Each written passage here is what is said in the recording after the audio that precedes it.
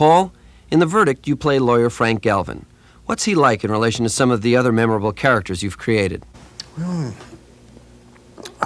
it's a very interesting character for me to play because he's unlike Cool Hand Luke and Hud and Ryan Absence and Malice and so forth. He's not the cool, collected type. He's frightened. He's an alcoholic. He's on the edge of things all the time. He's panicked. And I'm having a wonderful time. There are some people who are going to say, well, this is a courtroom thing, which it isn't. They're going to say it's an attack on the Catholic Church, which it isn't.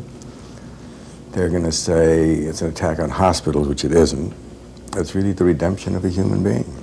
And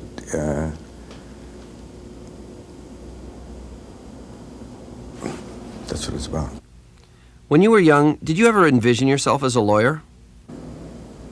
Oh, yeah, when I was up at Yale in drama school up there, one of the great fun times was to go and be on the mock court that they would have. And they'd give you a character, and they'd give you a certain amount of information, and they'd put you up in the stand.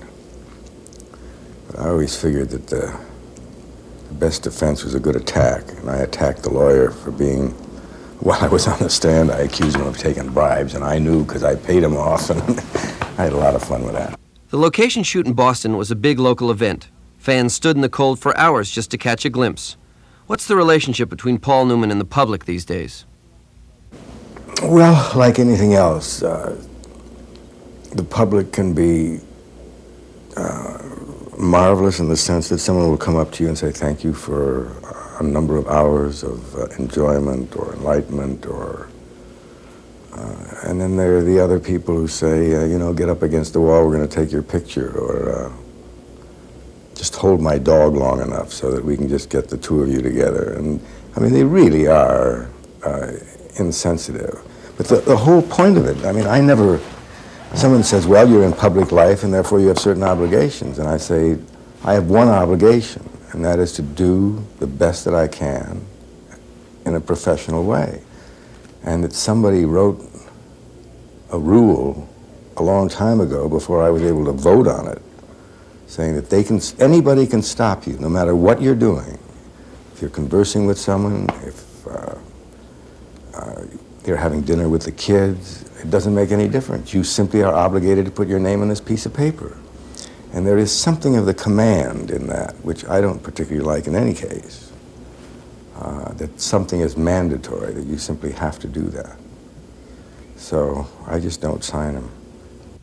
You're a top director yourself. How does this affect the director-actor relationship? I mean, it's a community medium, and the whole idea of the director-actor relationship is really each one feeds the other one ideas, and then out of a community agreement, you decide that this is the way you want to approach something. Well, it's usually pretty clear which idea is the most unusual or the most valid or for the character or anything, so I don't find any, there's no dichotomy there at all for me. I mean, as an actor, I work as a director, and as a director, I work as an actor. So.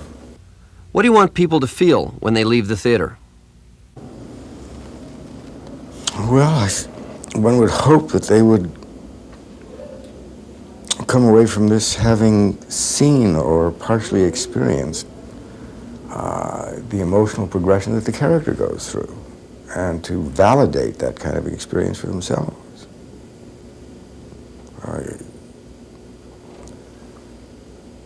Every person has a vulnerable area in his life. You're not always sure where that is or where it's going to be. That's your vulnerability, the director.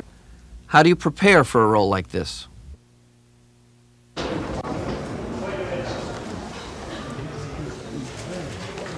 think you can prepare for externals. You get a sense of, I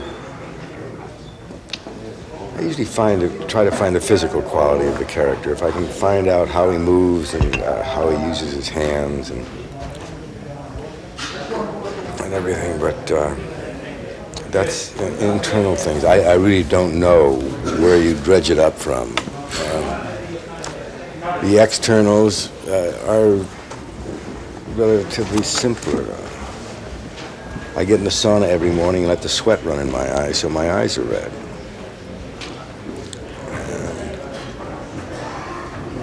But as I say, that's an external. That doesn't.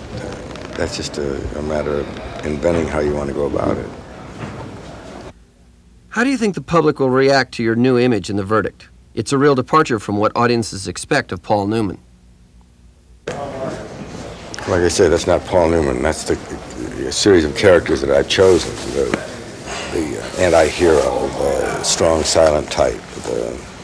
That has nothing to do with me. As I say, that's what the playwright has asked me to put on the screen.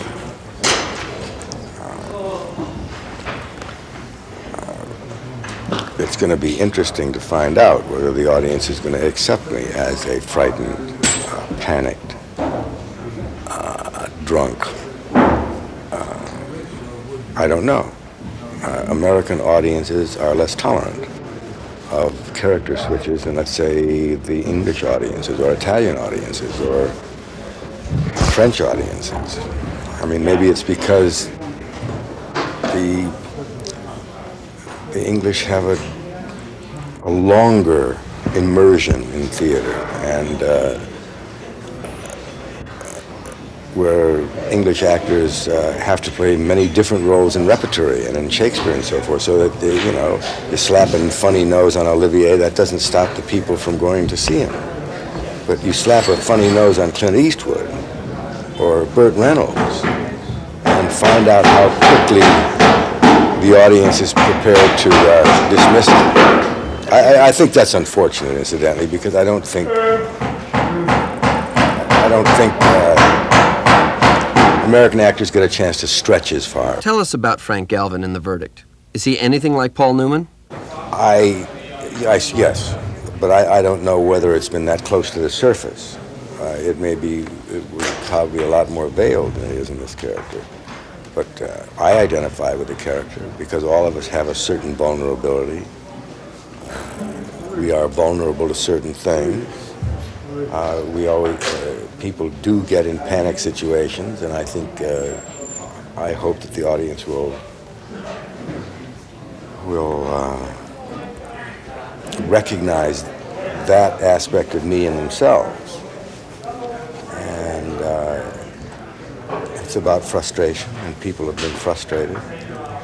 But he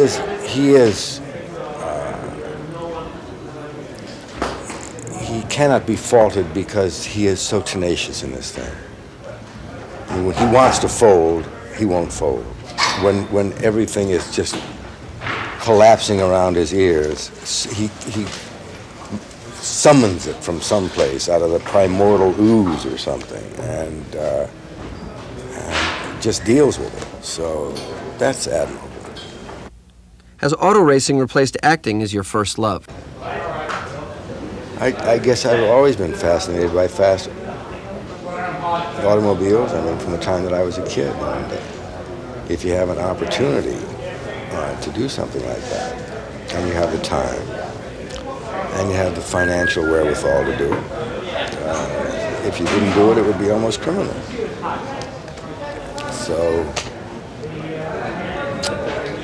So interestingly enough, I think if you sustain passion in any area of your life, it's going to bleed off into other things.